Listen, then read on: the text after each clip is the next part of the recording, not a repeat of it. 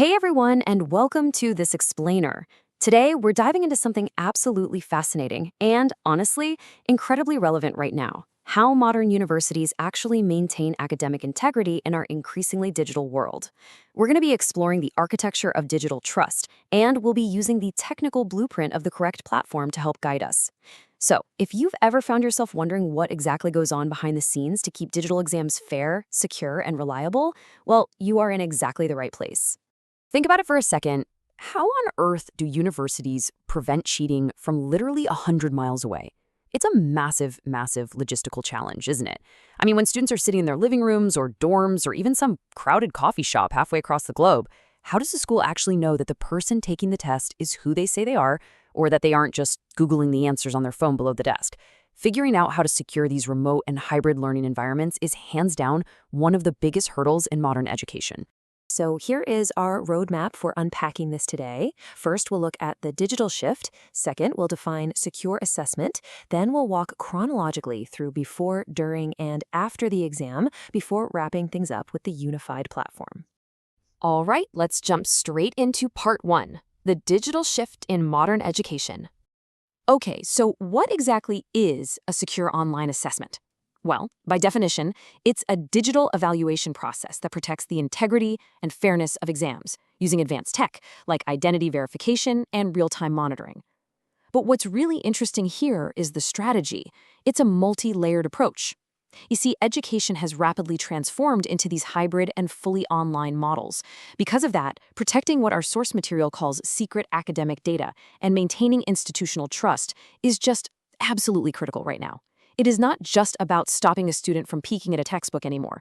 It's about building a highly scalable system that completely prevents unauthorized access, stops misconduct in its tracks, and importantly, takes that heavy administrative burden off the teachers.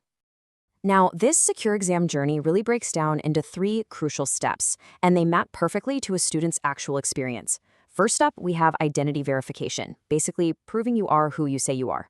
Second is browser lockdown, which secures the student's digital environment. And third is AI monitoring, watching over the whole process. Together, these three security layers form the absolute bedrock of digital trust. Okay, moving right along to phase two, before the exam, the gates. Before a student even opens their laptop, security has to be locked tight behind the scenes, and that's where role-based access control comes into play. It is a fundamental security layer, making sure people only see information strictly relevant to their job. For instance, administrators are the ones managing roles and setting custom permissions. Instructors get controlled access to actually create the exams, grade them, and run reports. But students, they are strictly restricted to their specific assessment sessions and nothing else. This setup is brilliant because it stops leaks before they even happen. It secures the whole exam creation process and guarantees that absolutely nobody is seeing the questions or the answers before they're supposed to. All right, so the exam is safely created and the student arrives at what we can call the gate. Here, identity verification steps up as the vital first line of defense. Think of it like a digital bouncer.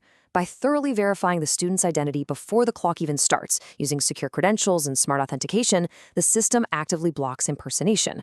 And this doesn't just prevent outright fraud, it actively builds real trust in those online results, all while keeping the university fully compliant with their own strict assessment policies. So the student is verified and inside, but how do we actually lock down that virtual room? That brings us to part three: during the exam, the vault and the proctor. This secret sauce here is end-to-end encrypted exam delivery. You can think of this as the vault. During transmission and while in storage, all of the exam content and that highly confidential student data is completely encrypted, literally locked in a digital vault, safe from cyber threats or unauthorized access. So whether that student is sitting on a highly secure campus network or just using their spotty local Wi-Fi at home, the integrity of the exam data remains totally uncompromised. But securing the data in transit isn't enough, right? The student's actual computer needs to be locked down too.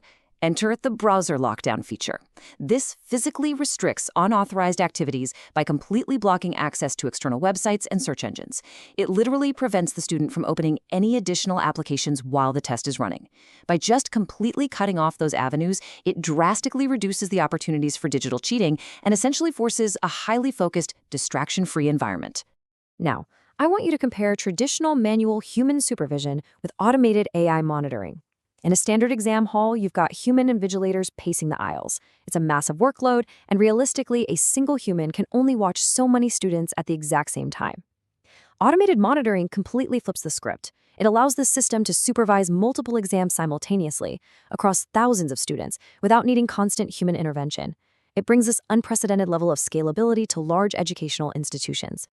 And this is where AI-powered virtual proctoring steps in. The AI essentially becomes your digital invigilator. It continuously analyzes student behavior in real time, looking for any unusual activities. If there are abnormal movements, it spots them. If someone else wanders into the camera frame, it immediately flags it as potential impersonation.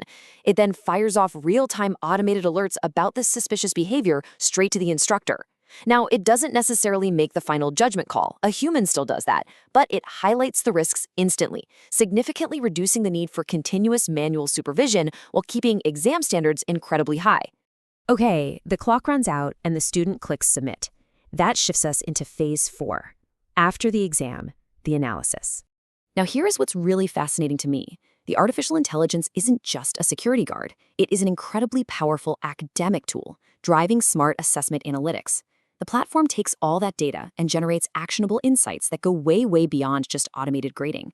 It tracks performance trends across the entire student body. It flags potential learning gaps, where maybe a whole class is struggling with one specific concept. This ultimately empowers professors to make truly data-driven academic decisions, helping them continuously improve the quality of their assessments over time. To see how all these incredible pieces fit together seamlessly in the real world, let's look at Part 5, the unified platform. And that brings us to the Qorrect ecosystem. As our source material points out, a modern online assessment platform just has to combine security, automation, and analytics into one seamless package. You can't just have an identity verifier bolted on over here and a locked browser glued on over there. By fully integrating AI proctoring, identity verification, secure browsers, and automated grading into one centralized solution, platforms like Qorrect make digital exams scalable, wildly efficient, and deeply reliable. This centralization takes a huge weight off educators' shoulders while ensuring the whole testing process is transparent and fair for the students. So I want to leave you with one final, pretty important thought. How is your institution handling digital trust for the future of education? Because let's face it, as hybrid and remote learning continue to expand, this architecture of digital trust is no longer just a nice to have, it's absolutely essential. Whether you're a teacher, a student, or just someone fascinated by where technology meets learning, it is definitely worth evaluating how the educational environments around you are stepping up to secure this future. Thank you so much for joining me for this explainer, and definitely keep asking the big questions.